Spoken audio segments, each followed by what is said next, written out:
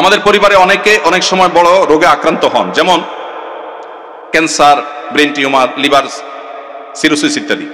এই ধরনের রোগের চিকিৎসার ক্ষেত্রে অনেকে তার পুরো সম্পদ বিক্রি করে ফেলে, নিঃস্ব হয়ে যায়। শরীর দৃষ্টিকোণ থেকে কতটুকু সম্পদ ব্যয় করা উচিত এবং ইসলামের নির্দেশনা কি?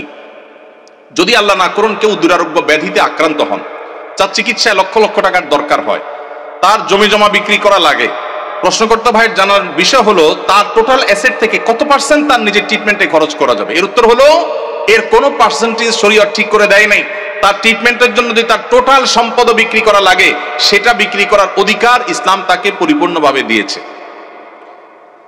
মানুষের সম্পদের ক্ষেত্রে শরীয়ত তাকে এতটা স্বাধীনতা দিয়েছে যে তার সম্পদ কি করবে না করবে এক্ষেত্রে কারোর সেখানে কোনো নাক গলাবার অধিকার, সন্তানদের এটা বলার অধিকার নাই যে বাবা তুমি নিজে চিকিৎসা সব খরচ করবো, আমরা কি করব, এটা বলার অধিকার নাই। অনেক কুলাঙ্গার সন্তান আছে, বাবার এরকম সিরিয়াস পর্যায়ে হয়ে গেলে জমি বিক্রি করতে দেয় না, বরং বাধা দেয়। আছে না নাই?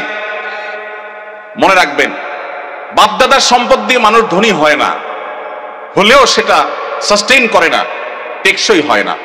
মানুষ নিজস্ব চেষ্টায় আল্লাহর অনুগ্রহে ধনী হয়। বহু বড় লোকের ছেলেরা একসময় রাস্তায় মানুষের কাছে হাত পাততে হয়। এই জন্য বাবার সম্পদ, মায়ের সম্পদ, সেগুলোর জন্য কামড়াকামড়ি করা, তাদের হক নষ্ট করা, এগুলো আমাদের মূর্খতা। তবে হ্যাঁ, কেউ যদি মনে করেন যে দুরারোগ্য ব্যাধিতে আমি আক্রান্ত হয়েছি, এখানে ট্রিটমেন্ট করে আসলে লাভ হবে না, ডাক্তারদের অ্যাসেসমেন্ট অনুযায়ী মৃত্যুই নিশ্চিত এবং জটিল পরিস্থিতি, তাহলে সেক্ষেত্রে আমার বাচ্চারা তারা অসহায় হয়ে যাওয়ার চাইতে আমি সুন্নত হিসাবে ট্রিটমেন্ট করি, কিন্তু খুব বেশি অ্যাগ্রেসিভলি ট্রিটমেন্টের জন্য খরচ করবো না। এটা যদি কেউ সিদ্ধান্ত নেয় তো সেই এখতিয়ারও শরীয়ত ওই ব্যক্তিকে দিয়েছে, অবস্থা বুঝে তিনি ডিসিশন নেবেন।